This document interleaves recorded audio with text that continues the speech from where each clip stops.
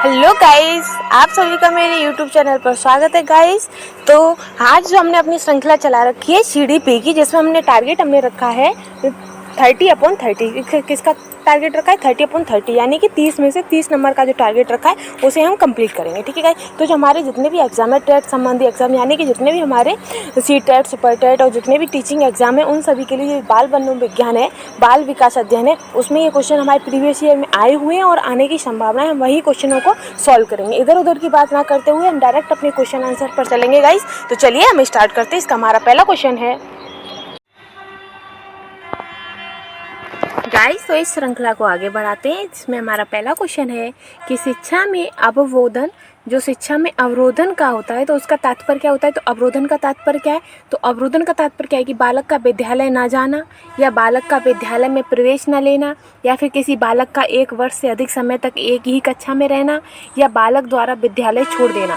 तो अवरोधन का क्या होता है कि उसकी जो गति है वो रुक गई है, यानी कि गति जो है उसकी वो रुक रही है। तो वो कैसे कि जब हम किसी बालक को एक ही कक्षा में रखते हैं तो उससे उसकी गति रुकती है। तो यानी कि जो अवरोधन है वो उसमें शिक्षा में उसके आगे बढ़ने में अवरोधन पैदा करता है। तो कैसे? जब हम किसी बालक का 1 वर्ष से अधिक समय तक एक ही कक्षा में रहना। नेक्स्ट क्वेश्चन है कि निम्न में से कौन सा अवबोध स्तर के शिक्षण में शामिल नहीं है? तो इनमें से कौन सा है जो कि शिक्षण से संबंधित नहीं है गाइस? तो पहला है कि पृथक्करण, तो शिक्षण से संबंधित है। जब हम चीज़ों को अलग अलग कर करके सीखते हैं तो जल्दी सीख लेते हैं।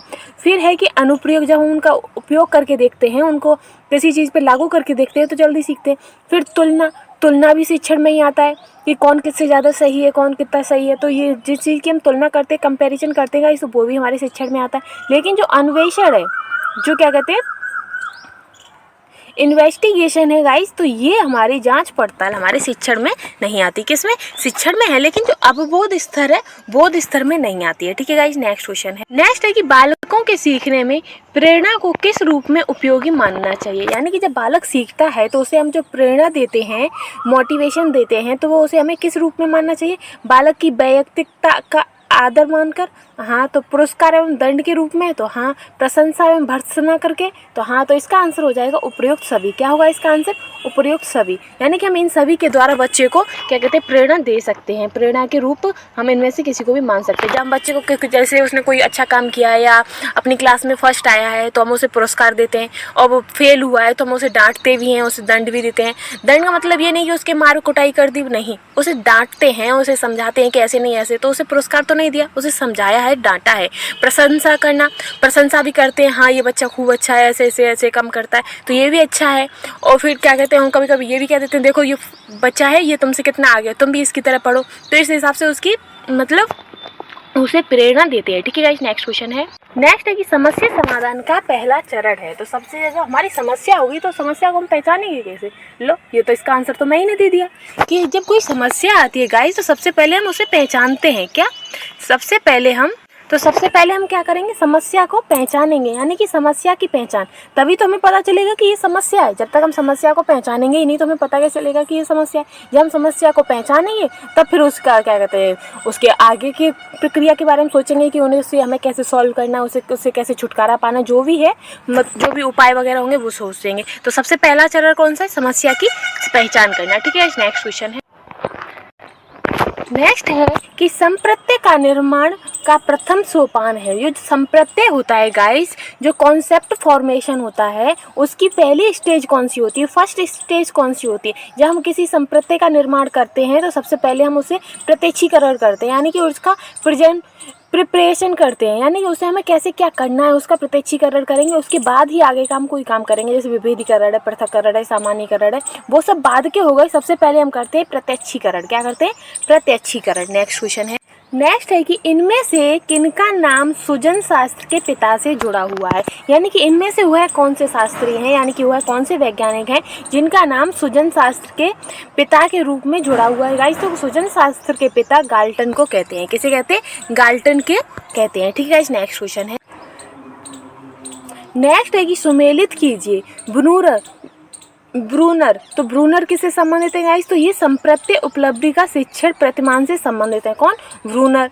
और आशुवेल, तो आशुवेल संबंधित हैं आपके अग्रिम संगठन शिक्षण प्रतिमान से।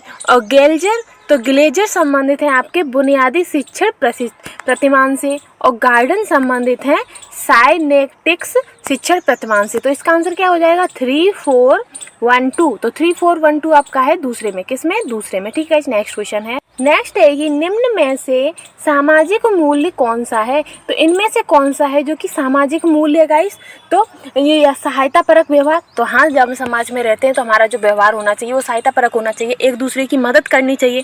फिर है कि प्राथमिक लक्ष्य, मूल प्रवृत्तियाँ, आक्रामकता की आवश्यकता, तो ये तो नहीं है। लेकिन सहायता परक बिहेवियर, हेल्पफुल बिहेवियर क्या कहते हैं, सामाजिक मूल्य है, सोशल वैल्यू है। ठीक है गाइस, नेक्स्ट क्वेश्चन है। नेक्स्ट है कि शिक्षण हेतु मानसिक उद्वेलना प्रतिमान का प्रयोग निम्न में से किसके सुधार हेतु किया जाता है। तो किसके सुधार हेतु किया जाता है गाइस, जब शिक्षण हेतु जो मानसिक उद्वेलना होती है, जो दिमाग में जो बहुत सारे वो चीज़ें चलती होती हैं, तो उनका जब हम इम्प्रूवमेंट करते हैं गाइस, तो वो किसके हेतु, किसकी सुधार में काम करता है। तो वो सुधार में काम करता है क्रिएटिविटी, यानी कि सृजनात्मकता के सुधार में काम करता है। तो इसका आंसर क्या हो गया, क्रिएटिविटी हो गई। Next question. नेक्स्ट है कि संज्ञानात्मक संप्राप्ति का न्यूनतम स्तर है, यानी कि जो कॉग्निटिव अटेनमेंट है गाइस, तो उसका सबसे नीचे वाला जो स्तर है वो कौन सा है। तो सबसे नीचे का स्तर जो होता है वो है ज्ञान। क्या, ज्ञान, क्योंकि सबसे बाद में हम उसे ज्ञान ही करते हैं। नेक्स्ट क्वेश्चन है। नेक्स्ट है कि किसी वस्तु की अपेक्षा एक वस्तु पर चेतना का केंद्रीकरण अवधान है। तो यह कथन किसका है, यानी कि जब हम किसी दूसरी वस्तु की अपेक्षा एक वस्तु पर अपना चेतना का केंद्रीकरण अवधान करते हैं तो वो अवधान है। तो यह किसने कहा है, तो ये कहा है गाइस डम्बिल ने। किसने कहा है, डम्बिल ने। नेक्स्ट क्वेश्चन है। नेक्स्ट है कि विस्मृति कम करने का उपाय है, जो हमारी विस्मृति होती है उसे कम करने का उपाय क्या है गाइस। तो उसे कम करने का उपाय है कि सीखने में कमी, तो नहीं। सीखने की त्रुटिपूर्ण विधि, तो नहीं। पाठ की पुनरावृत्ति, तो हाँ। जब हम किसी भी चीज़ का बार बार प्रयोग करते हैं, बार बार उसका दोहराव करते हैं, तो वो हमारी जो पुनरावृत्ति होती है, रिपीटेशन होता है गाइस, उससे हमारी जो कम स्मृति है, जो हम बहुत कम याद कर पाते हैं, वो स्मृति को हम सुधार कर सकते हैं। कैसे, जब हम किसी चीज़ की बार बार पुनरावृत्ति करेंगे तो वो हमें याद हो ही जाएगी। तो इसका आंसर क्या हो गया, सी हो गया। नेक्स्ट क्वेश्चन है। नेक्स्ट है कि चिंतन में संज्ञानात्मक पक्ष में एक मानसिक क्रिया है, यह कथन किसने दिया है। तो ये कथन दिया है गाइस रॉस ने। किसने दिया है, रॉस ने। नेक्स्ट क्वेश्चन है। नेक्स्ट है कि अच्छी स्मृति की विशेषता है। तो जो अच्छी मेमोरी होती है, गुड मेमोरी होती है, तो उसकी विशेषताएं क्या हैं गाइस। तो कि पुनः स्मरण, यानी कि जल्दी याद हो जाना, तो सही है। शीघ्र पहचान, अर्ली डिटेक्शन, तो ये भी है। अच्छी धारणा, गुड प्रिजर्वेशन, तो ये भी है। तो इसकी क्या आंसर हो जाएगा, इसका आंसर हो जाएगा ये सभी। क्या होगा इसका आंसर, ये सभी। नेक्स्ट क्वेश्चन है। नेक्स्ट है कि सीखने का सर्वाधिक उपयुक्त अर्थ है। तो इनमें से कौन सा है जो कि सीखने का सर्वाधिक उपयुक्त अर्थ है, उसका मीनिंग है। तो वो है कि कौशलों का अर्जन, तो नहीं। ज्ञानार्जन, तो नहीं। व्यवहार में परिमार्जन, यानी कि जो व्यवहार में हमारा जो परिवर्तन होता है, व्यवहार के अंदर जो हमारी क्या कहते हैं, हमारी जो स्किल्स चेंज होती हैं, तो वही हमारा क्या कहते हैं, सीखने का सर्वाधिक उपयुक्त अर्थ है। यानी कि हमने बहुत सारी किताबें पढ़ ली हैं, बहुत कुछ हमने ज्ञान कर रखा है, लेकिन हमारे व्यवहार में कोई परिवर्तन नहीं आ रहा है, तो वो सीखने का कोई मतलब नहीं है। जब हम सीखने के साथ साथ अपने जो हमारा नेचर है, जो हमारा व्यवहार है, जो हमारा बिहेवियर है, उस पर अगर हम कंट्रोल कर लेते हैं, उस पर सुधार कर लेते हैं, तो वही हमारा क्या हो जाता है, सीखना हो जाता है। नेक्स्ट क्वेश्चन है। नेक्स्ट है कि ध्यान को केंद्रित करने की आंतरिक दशा है। जब हम किसी चीज़ का ध्यान करते हैं तो उसकी आंतरिक दशा क्या है। ध्यान तो हम तभी करेंगे ना जब हमें उसके प्रति रुचि होगी, यानी कि जब रुचि होगी तो हम उस पर आराम से ध्यान भी करेंगे, तो हमारा ध्यान भटकेगा ही नहीं। तो इसकी आंतरिक दिशा क्या होती है गाइस, रुचि। क्या होती है, रुचि। जब तक हमारी किसी चीज़ में रुचि नहीं है, कोई चीज़ हमें पसंद नहीं है, किसी चीज़ के प्रति हमारा लगाव नहीं है, तब तक हम उस पर ध्यान केंद्रित कर ही नहीं सकते। जैसे कि किताबें हो गई, आप किताबों में कितनी देर ध्यान लगा लोगे, नहीं। लेकिन अगर मूवी देखने बैठ जाओ तो पूरे दिन मूवी देखते रहते हैं, पता भी नहीं चलता। क्यों, क्योंकि हमारी उसमें रुचि है। ठीक है गाइस, तो रुचि सबसे ऊपर है। नेक्स्ट क्वेश्चन है। नेक्स्ट है कि अवधान के आंतरिक अथवा व्यक्तिनिष्ठ निर्धारक हैं। तो इनमें से कौन सा है जो कि अवधान का आंतरिक एवं व्यक्तिनिष्ठ निर्धारक हैं गाइस। तो पहला है रुचि, तो रुचि तो आंतरिक हो गया। लक्ष्य, अभिवृत्ति, तो ये भी है। नेक्स्ट भी देख लेते हैं। उद्दीपक, वस्तु, प्रविधि, तो नहीं। प्रकाश, ध्वनि, गंधक, तो नहीं। पुरस्कार, दंड, प्रोत्साहन, तो नहीं। तो इसका आंसर हो जाएगा रुचि, लक्ष्य और अभिवृत्ति। ठीक है गाइस, नेक्स्ट क्वेश्चन है। नेक्स्ट है कि शिक्षण प्रक्रिया में निम्नलिखित में से किसका भली प्रकार ध्यान रखना चाहिए। तो शिक्षण प्रक्रिया में सबसे ज़्यादा किसका ध्यान रखना चाहिए गाइस। तो जब भी हम कोई शिक्षण करते हैं तो सबसे पहले हमें बच्चों को प्राथमिकता देनी चाहिए। किसे, बच्चों को। तो विद्यार्थियों की सक्रिय भागीदारी को ध्यान में रखना चाहिए, किसे, बच्चों को। नेक्स्ट क्वेश्चन है। नेक्स्ट है कि कौशलों के स्थानांतरण के लिए कौन सा उपयोगी है। इनमें से कौन है जो कि कौशलों के स्थानांतरण के लिए उपयोगी है? तो कौशलों का अंतरण एक गति है, ना कि उद्देश्य। तो ये तो इसका आंसर सही है। आगे भी देख लेते हैं, रेखीय अभिक्रमक, साखी अभिक्रमक, तैयारी और अर्जन। तो नहीं, तो कौशलों के लिए सबसे उपयोगी स्थानांतरण क्या है कि कौशल एक अंतरण गति है, ना कि उद्देश्य। ठीक है गाइस, नेक्स्ट क्वेश्चन है।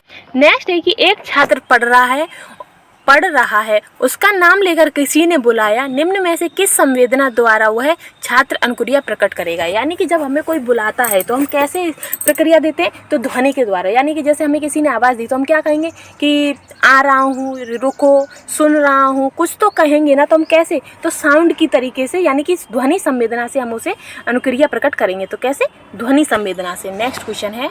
नेक्स्ट है कि निम्न में से कौन सी विधि प्राथमिक स्तर पर शिक्षण के लिए उपयुक्त नहीं है। यानी कि जब हम बच्चों को सिखाते हैं गाइस, तो हम उन्हें क्या कहते हैं, व्याख्या करके नहीं सिखाते हैं। कैसे? उन्हें हम डीप नहीं सिखाते, उन्हें हम छोटे छोटे भागों में ही सिखा देते हैं। उन्हें ये नहीं बताते कि इसका पूरा क्या है, ये नहीं सिखाते हम। ये तो नहीं सिखाते होंगे ना कि पौधे पानी कैसे लेते हैं, पानी जाइलम से लेते हैं या फ्लोएम से खाना लेते हैं, कि पौधे की जो मिट्टी है उसमें क्या क्या है, मिट्टी में कौन कौन से तत्व। हम ये नहीं बताते, हम उन्हें सीधा सीधा ज्ञान देते हैं कि ये पौधा है, ये इसका तना है, ये इसकी पत्तियाँ हैं। ठीक है गाइस, तो ऐसे सीधा ही ज्ञान देते हैं ना।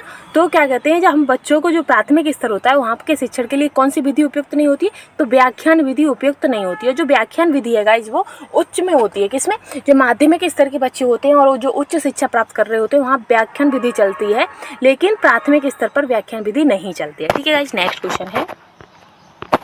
नेक्स्ट है कि प्रश्नोत्तर विधि का जनक किसे माना जाता है। जो प्रश्नोत्तर विधि है गाइस, तो उसके जनक कौन है? तो उसके जनक हैं सुकरात। और फ्रोवेल ने किसकी? तो फ्रोवेल ने किंडरगार्टन की स्थापना की है।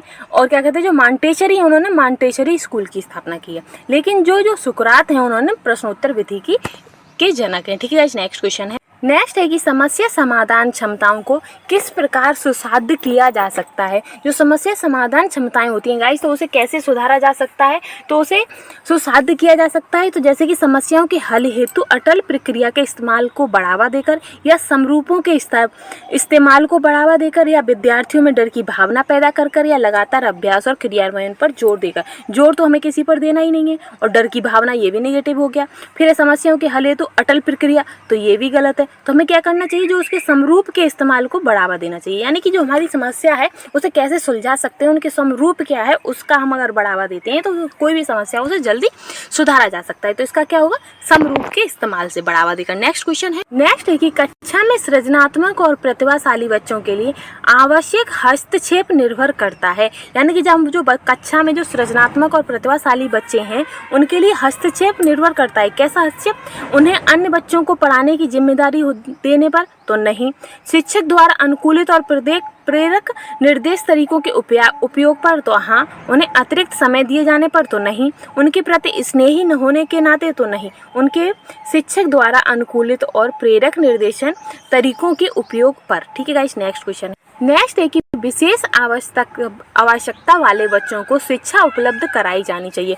तो विशेष आवश्यकता वाले बच्चों को शिक्षा कैसे उपलब्ध करानी चाहिए? तो अन्य सामान्य बच्चों के साथ? तो हाँ। फिर विशेष विद्यालयों में बच्चों के लिए विकसित पद्धति द्वारा, या विशेष विद्यालयों में विशेष शिक्षकों के साथ। तो उन्हें कैसी शिक्षा देनी चाहिए? तो उन्हें सामान्य बच्चों के साथ समावेशी शिक्षा देनी चाहिए। किसे? विशेष आवश्यकता वाले बच्चों को। ठीक है, नेक्स्ट क्वेश्चन है। नेक्स्ट है कि प्रतिभाशाली विद्यार्थी। तो प्रतिभाशाली विद्यार्थी कैसे होते हैं? स्वभाव के अंतर्मुखी होते हैं? तो नहीं। वह अपनी आवश्यकताओं को दृढ़ता पूर्वक नहीं कह पाते? तो नहीं। अपने निर्णय में आत्मनिर्भर होते हैं? तो हाँ। जो प्रतिभाशाली बच्चे होते हैं वो अपने निर्णय में, जो उन्होंने निर्णय लिया है उसमें वो आत्मनिर्भर होते हैं कि हाँ ये मैंने किया है, तो वो आत्मनिर्भर होते हैं। तो इसका आंसर हो जाएगा तीसरा। नेक्स्ट क्वेश्चन है।